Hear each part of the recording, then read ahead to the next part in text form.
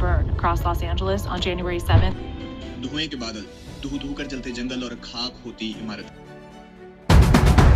ये तस्वीरें अपने आप में वाकई डरा देने वाली हैं। अमेरिका के California. This is crazy. There's a fire right outside our car. We got to. Thousands of people are under evacuation orders in Southern California as strong winds fuel new wildfires in the Los फिल्मों में Angeles शहर area. ने बहुत कुछ सहा है, लेकिन अब हकीकत में आग की लपटों ने लॉस एंजलिस को तबाह। लॉस एंजलिस में 50,000 से भी ज्यादा एकड़ में फैली ये आग न कि अमेरिका बल्कि पूरी दुनिया के लिए एक रिमाइंडर है। These are before and after images again from the Altadena area. Every orange glow is an active fire. लोगों के घर जल रहे हैं पूरी दुनिया के देखते देखते। हॉलीवुड सेलिब्रिटीज अपना सब कुछ बर्बाद होते अपनी आंखों से देख रहे हैं। Some people are feeling happy तो कुछ इसे फलस्तीन के साथ रिलेट कर रहे हैं, लेकिन असल में ये हमारे प्लेनेट के लिए एक बड़ा थ्रेट है। इसलिए हर इंसान, हर पॉलिटिशियन को चाहिए कि इस इंसिडेंट के बाद अपनी आंखें खोल ले, क्योंकि ज्यादातर लोगों को यही लगता है कि ये डिजास्टर 7 जनवरी को शुरू हुआ और आग बुझने पर खत्म।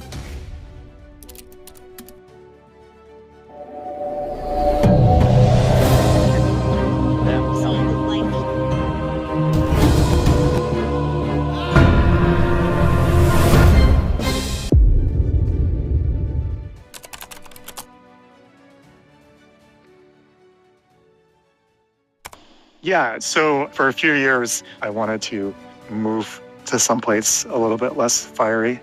But I want to make it clear, I don't think there's any place safe from climate change. ये हैं पीटर कॉल्मस, एक क्लाइमेट साइंटिस्ट जिनका घर इसी जगह था जहां आग ने सब कुछ तबाह कर दिया था। लेकिन ये कहते हैं कि अपने परिवार को 2 साल पहले ही यहाँ से शिफ्ट कर लिया था, क्योंकि कैलिफोर्निया का मौसम लगातार सूखा, गर्म और आग का शिकार होता जा रहा था। मुझे ये डर था कि हमारा नेबरहुड भी इसी आग में न जल जाए, लेकिन मैंने सोचा नहीं था कि आग इतनी ज्यादा और गंभीर होगी जो हमारे शहर के बड़े बड़े हिस्सों को तबाह कर देगी। The largest, more than 1,000 acres, burning out of control near the popular Myrtle Beach. A rare red flag warning issued Saturday. करीब 30 लोगों की मौत। Death toll in Southern California still rising tonight. We are now at 27 lives lost in the morning. 24 people are now confirmed dead.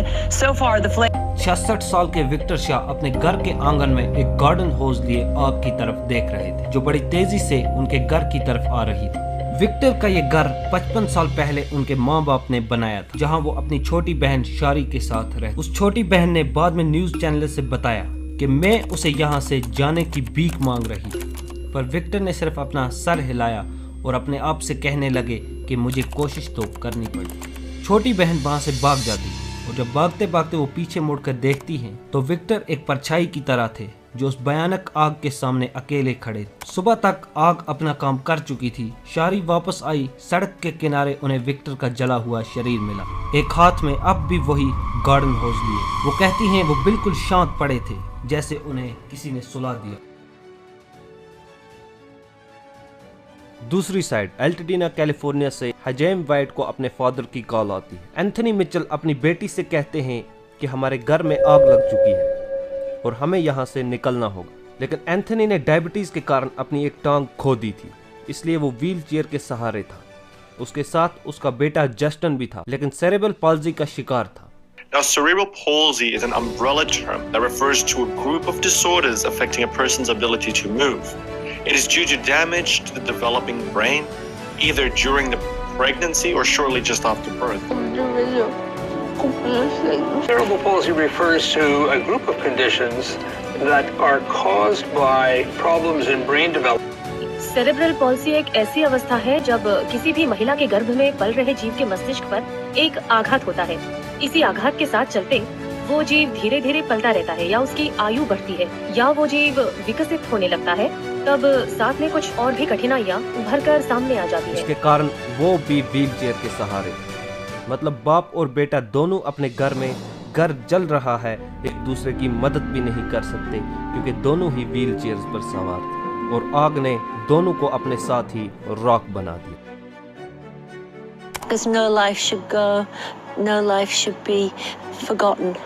And his was definitely a special one. 9 जनवरी को एक माँ अपने बेटे के लिए एक्स पर पोस्ट करती है कि ये कहना मेरे दिल को तोड़ रहा है, मेरे प्यारे बेटे मॉरिस साइकस की मैलिबू में डेथ हो गई है। वो एक ब्रिटिश बॉर्न ऑस्ट्रेलियन थे जो अमेरिका में शिफ्ट हो चुके थे। वो लिखती हैं कि वो मेरे साथ हैप्पी चैरिटी का को फाउंडर था और एक सच्चा ह्यूमैनिटेरियन।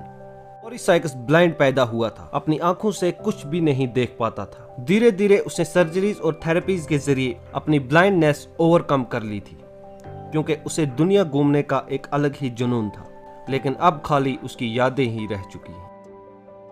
ऐसे ही बहुत सारे लोगों की कहानी इस आग के साथ खत्म हो। 7 जनवरी का ये दिन शायद इन लोगों की जिंदगी का सबसे बुरा दिन। एक ऐसा दिन जहां सुबह उठते ही आसमान धुएं से भरा हो, हवा राख से भरी हो और सायरन्स की आवाज दूर दूर तक गूंज रही हो। यही हाल था उन हजारों कैलिफोर्नियंस का 7 जनवरी से 31 जनवरी। Jennifer Champion among many in the Palisades who lost their homes. The couple and their 3 daughters scrambling to get out alive. जब 14 भयंकर वाइल्ड फायर्स ने लॉस एंजलिस मेट्रोपॉलिटन एरिया और सैंटियागो काउंटी को अपनी गिरफ्त में ले लिया था। ये सिर्फ आग नहीं थी, ये राक्षस थे जो ड्रॉट, सूखी हवा और 100 माइल्स पर आवर की स्पीड वाली सेंटा एना हवाओं की वजह से और भी भड़क गई। Picture a river that goes between boulders and the water rushes during that. This is kind of what happens during the Santa Ana winds. The high pressure draws the winds, it pushes it down. It's over the mountains and then it drops down. And as it does, it compresses and it warms. जब तक ये आग बिल्कुल बुझाएगी, इसने लोगों की जान तो ली ही और उसके साथ साथ 2 लाख से ज्यादा लोगों को अपने घर छोड़ने पर मजबूर किया। We knew we needed to have our go bags ready, so our passports, birth certificates, important home documents, pink slips for the cars, those types of items. I just stayed up watching the fire, watching, and then finally at about 3:30 we left the house and headed down here. और 18,000 से ज्यादा घर और structures को राख में बदल दिया। कुल मिलाकर 57,000 एकड़ जमीन जलकर राख हो गई। नेचर की ताकत का एक डरावना सबक था।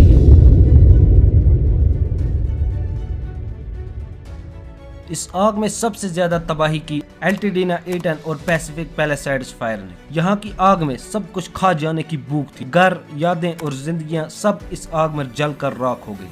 31 जनवरी 2025 तक दोनों फायर्स को कंट्रोल कर लिया गया, लेकिन इससे पहले ही वो कैलिफोर्निया की हिस्ट्री की दूसरी और तीसरी सबसे तबाही वाली फायर बनकर रजिस्टर हो गई। लेकिन इस तबाही के बीच एक उम्मीद की किरण भी थी म्युनिसिपल डिपार्टमेंट और कैलिफोर्निया के fire fighters. They're working 5, 7, 10 days in a row without any relief because we didn't have the staffing that this city should represent. I understand their frustration. जिन्होंने दिन रात मेहनत की, जमीन और हवा दोनों से इन फायर्स से लड़ते रहे। कम्युनिटीज ने एक दूसरे का साथ दिया, शेल्टर, सपोर्ट और हिम्मत दी उन्हें जो सब कुछ खो चुके थे।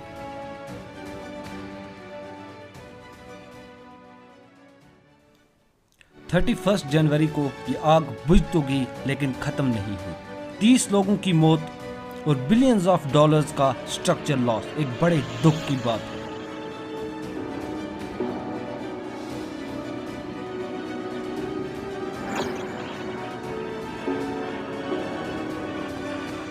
लेकिन उनका क्या जो इस आग में बेगुनाह जलकर राख हो।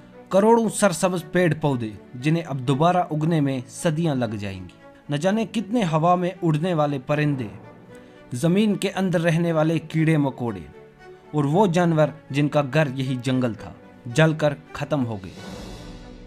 कौन करेगा इसकी परवाह? हम इंसान नहीं, क्योंकि इसके पीछे हमारा एक ऐसा दुश्मन है जिसे हमने खुद ही तैयार किया है, और वो है क्लाइमेट चेंज।